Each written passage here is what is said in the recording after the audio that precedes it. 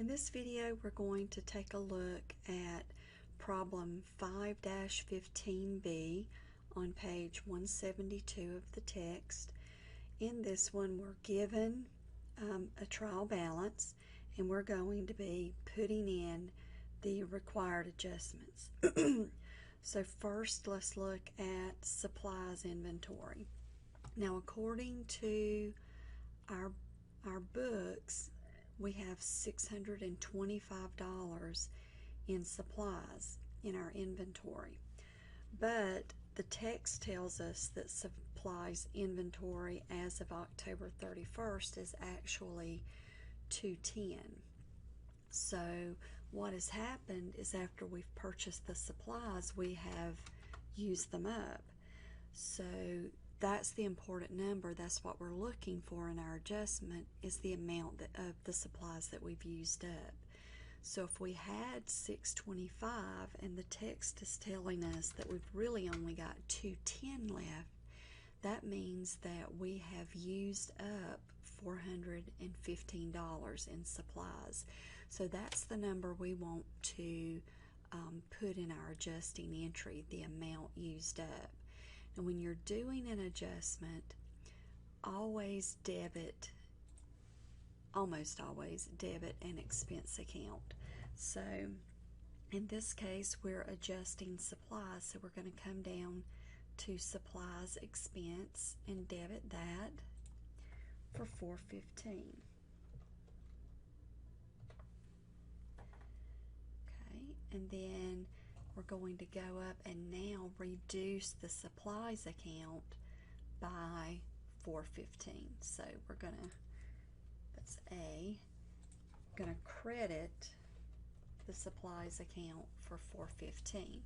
So when we do the math here, we have $625 debit, a $415 credit, and when we subtract those two, we'll get $210 left in our supplies account.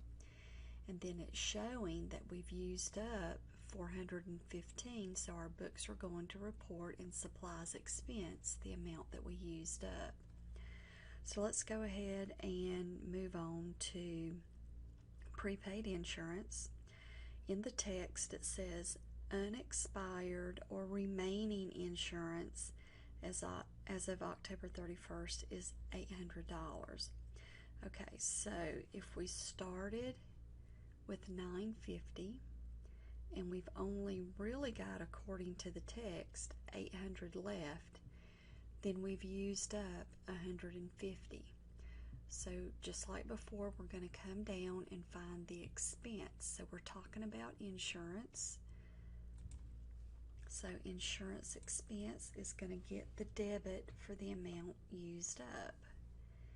And then we're going to come up and then reduce our prepaid insurance by the amount used up. So now our books are showing correctly that we've used up $150 in insurance, and our prepaid insurance has gone down by $150. So now if we take $950 debit, $150 credit, then our balance in prepaid insurance over on the adjusted trial balance is going to be an $800 debit, which is what the text said we had remaining. Okay, on those, be careful if it tells you you've used up or that's the amount of insurance expired, you would use the amount in the book. So just keep in mind, read the passage and ask yourself how much got used up, and that's the amount that should be adjusted. On C, we're given the depreciation of $250. So like the other adjusting entries, we're going to debit an expense account, and since it's depreciation, we're coming down here to depreciation expense, and it went ahead and gave it to us. We didn't have to calculate anything. So we're going to put in $250. And the credit is always to accumulated depreciation. Remember, do not go back and put the credit up here by the asset. because the asset cost $6,500, we want that to remain on the books. We want to credit, though, the accumulated depreciation for $250. And then on D, wages earned but not paid. Okay, that means that we owe wages to our employees as of October 31st. We'll probably pay them in a day or two, but as of the end of the year, we actually owe them, so our books need to show that. So we're going to put our debit in wages expense, and it said that was $175. You can almost always use the amount that you're given for this adjustment. And then the credit is going to be to wages payable. Wages payable is just like an accounts payable, but it's just for wages. It's a liability. It's something that the company owes. Okay, so here are the 4 adjusting entries, and so we're going to add up each column just to make sure that we're in balance and we haven't made a mistake. Okay, now once these are entered on the worksheet, they won't do you any good unless you actually put them in the journal and then post them over to the general ledger. We were instructed in CNow with this problem to go and enter these in the journal, and here are the balances to the adjusted trial balance. All we've done is brought over every single account from the worksheet. So cash had no change, it was a debit. It stayed a debit on the adjusted trial balance. Accounts receivable had no change, so it stayed as it was.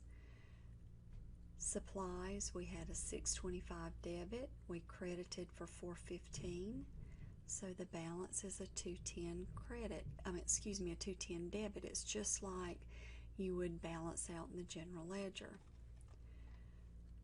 Prepaid insurance had a $950 debit. We gave it a $150 credit.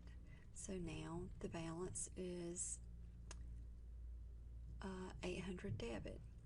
Okay, we didn't make any changes to the automobile, but we did put an entry in accumulated depreciation. So accumulated had no balance. We gave it a credit of $250, so now it has a credit of $250. And our next change was to wages payable, so that will go over as a credit, but I want to make sure you pay attention to wages expense. We've got a $1560 debit and another $175 debit, so we're going to add those together. So wages expense will have a balance of $1735. Okay, and all of the rest of the expenses are coming over as debits. And so just make sure you total up each column of your adjusted trial balance, because you don't need to go on to the next column until the column before it has balanced out. Okay, and just a note on the worksheet, from revenues down, go on the income statement, and anything above the revenue account goes over on the balance sheet. You subtract the total of the two sides, and the number left should match on each side. So the difference of the two, the income statement column and the balance sheet column, should equal. Now notice that these two figures are right next to each other. That means that that's a net loss. If the figures had been over here, then that would have been a net income. We always put the difference underneath the lower of the two numbers. Okay, so back to journalizing those adjustments. You have to go to your general journal and put those adjustments in journal entry form. So you've really done all the thinking over here on the worksheet. All you're doing next in the journal is just transferring them over. So let's look at the first entry. We had a debit to supplies expense and a credit to supplies. Okay, so there's our debit to supplies expense and a credit to supplies. In our journals, we always skip a line before we start the next journal entry. You don't want them jumbled up together. And at the top, we'll list adjusting entries, just so we don't have to put explanations for every single adjustment.